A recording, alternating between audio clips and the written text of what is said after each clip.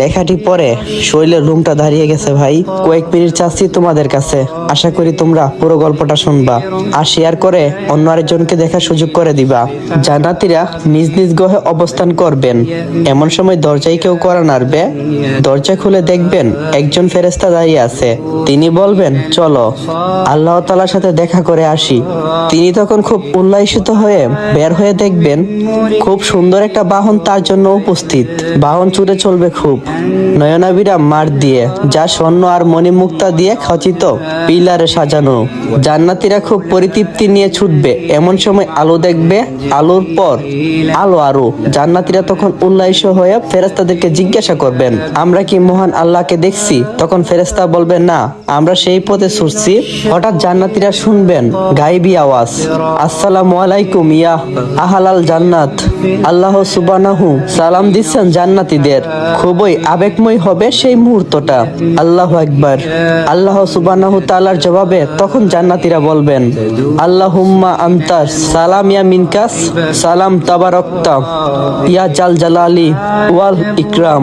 হে আল্লাহ, আপনি মহান, আপনি শান্তিময় এবং আপনার হতেই শান্তি বর্ষিত হই।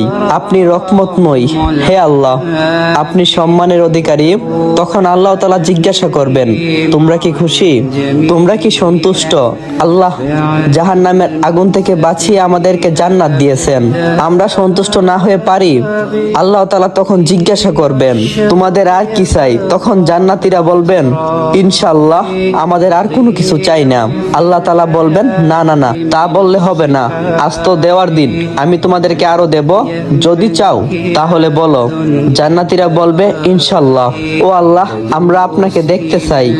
আল্লাহ তাআলা তখন পর্দা সরিয়ে দেবেন, সৃষ্টি এবং স্রষ্টা মুখামুখি। চোখ বন্ধ করে একটু চিন্তা করুন, সারা জীবন দুনিয়াতে যাকে ডেকেছেন, যাকে না দেখে চোখ দিয়ে অজরে পানি পড়তো, কাউকে না বলা আপনার একান্তই কথাগুলো যাকে বলছেন, খুব বিপদে কেউ নেই কেঁদে কেঁদে যাকে বলছেন, পকেটে টাকা ঘরে খাবার নেই, অনিশ্চিত ঔষধ দেখে খাবারের ব্যবস্থা করছেন যিনি, কতই চাওয়া মাকে বলিনি, বাবাকেও বলিনি, রাতের আধারে কেঁদে কেঁদে মহান আল্লাহকে বলছি, কত অপরাধ করছি কেউ দেখিনি, একজন দেখছেন, কিন্তু তিনি গোপন রেখেছেন, বারবার ভুল করেছি, তিনি ক্ষমা করছেন, অদৃশ্য ইশারায় সাবধান করে দিয়েছেন, মমতাময়ী মা আমার আদরের সন্তান, প্রিয়তমা স্ত্রীর ভালোবাসা দিয়ে অদৃশ্য ভালোবাসা আমাকে যিনি দিয়েছেন আর সবচেয়ে বেশি ভালোবেসেছেন, সবচেয়ে আপন সুমহান প্রতিপালকের মুখামুখি। সাহাবীদের প্রশ্নের জবাবে নবীজি সাল্লাল্লাহু আলাইহি সাল্লাম বলবেন, আমরা যেমন পৃথিবী থেকে চাঁদকে স্পষ্ট দেখি, আমরা আল্লাহ সুবহানাহু তাআলাকে ঠিক এভাবেই দেখব ইনশাআল্লাহ। আল্লাহকে দেখা জান্নাতীদের সবচেয়ে বড় নিয়ামত। ইয়া আল্লাহ, স্বল্প সংখ্যক সেই মহান সৌভাগ্যবানদের তালিকায় আমার নামটা যোগ করে দিন, আমিন। জোর করব না। যদি ইসলামিক এই গল্পটা আপনার কাছে ভালো লাগে তাহলে আপনি আপনার বন্ধুদেরকে শেয়ার করতে পারবেন।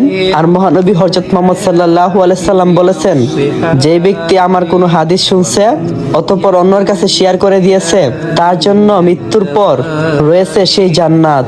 সবাই বলি আমিন। আসসালামু আলাইকুম এভরিওয়ান। তো কেমন আছো তোমরা? আশা করি আল্লাহর রহমতে অনেকটাই ভালো আছো। আল্লাহর রহমতে আর তোমাদের ভালোবাসায় আমি অনেকটাই ভালো আছি। অনেকদিন হয়ে গেছে যে তোমরা আমি আগের মতো গল্প দিতে পারতাছি না। আসলে একটা ঝামেলার মধ্যে পড়ে আছি, তাই গল্প কন্টিনিউ করতে পারতাছি না। আশা করি খুব তাড়াতাড়ি আপনাদের মাঝে নতুন গল্প আমি নিয়ে আমো। আর সবাই ভরপুর ভালোবাসা দিও। আর আশা করি সবাই গল্পগুলো বেশি বেশি রিপোস্ট, লাইক আর কপি লিংক করে দিবা।